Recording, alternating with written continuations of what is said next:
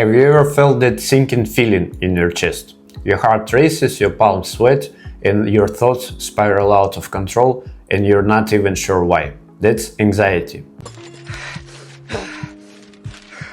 And let me tell you something, it's not just in your head. Anxiety is your brain's way of trying to protect you, even when there is no real danger. Today we're going to decode anxiety, what it is, how it develops, and why it feels so intense. We'll break it down into simple, understandable terms so that by the end of this video you'll have a clear picture of what's actually happening inside your brain. And in the next videos I'll talk about how to manage it, so make sure to subscribe so you don't miss that. Alright, let's dive in. Anxiety is often misunderstood. People think it's just worrying too much, but it's actually a survival mechanism built deep into your brain. At the core of it all is a small almond-shaped structure called the amygdala. Think of it as a smoke detector, always on, always scanning for danger. And when it thinks you're in trouble, it hits the alarm button. The amygdala then sends signal to the hypothalamus, which triggers your body fight or flight response. That's when you feel your heart racing, your breathing quickening, your stomach tightening, all classic symptoms of anxiety. This reaction was extremely useful back in prehistoric times.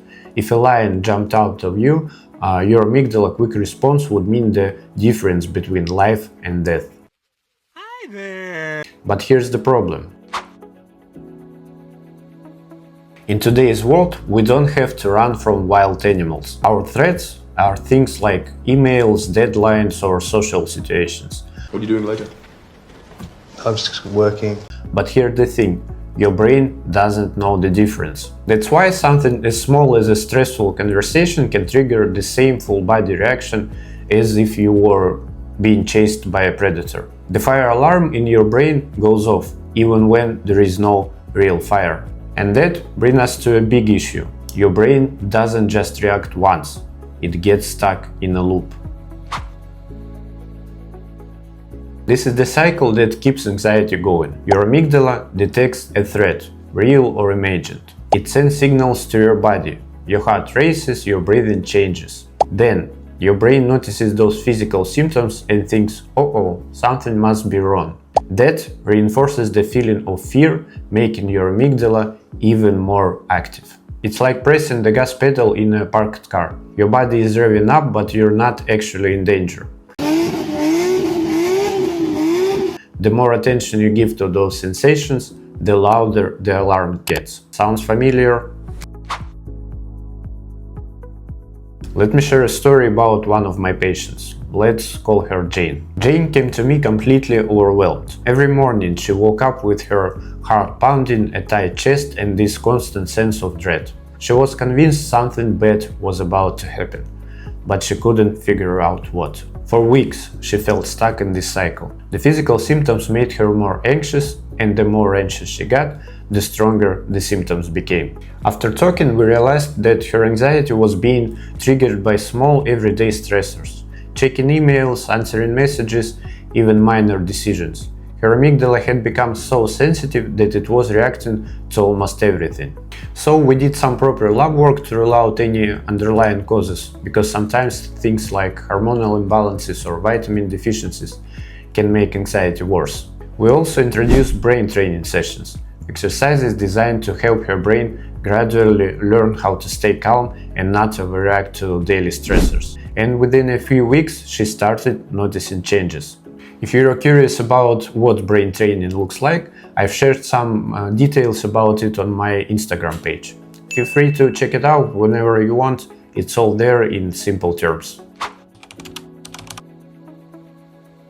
Now, let's briefly talk about the chemistry of anxiety. It isn't just about thoughts and emotions, it's also about neurotransmitters, the brain chemicals messengers. Here are three of key players. Serotonin. This is your feel-good neurotransmitter. Low levels make it harder to regulate stress, which can fuel anxiety. GABA. Think of it as your brain's brake system. It calms down overreactive signals. If there is not enough GABA, your brain stays stuck in a hyperactive state. Dopamine. This one is tied to motivation and focus. Imbalances can make you feel restless, unable to settle down. These chemicals work together, and when they're not balanced, anxiety feels even stronger. So, here's what I want you to take away from this. Anxiety isn't your fault. It's your brain trying to protect you the only way it knows how. But when you understand how it works, when you can see the amygdala firing, the neurotransmitters misfiring, and the feedback loop spiraling, you can start to separate yourself from the experience. It's not you that's broken, it's just your brain working overtime. And the good news? That means it can be retrained. This was just the first step, understanding why anxiety happens. But what do you do about it? How do you train your brain to stop overreacting? That's exactly what I'm going to talk about in my next videos. So, if you want practical tools for managing anxiety, make sure to hit that subscribe button so you don't miss it. Thanks for watching and see you in the next one.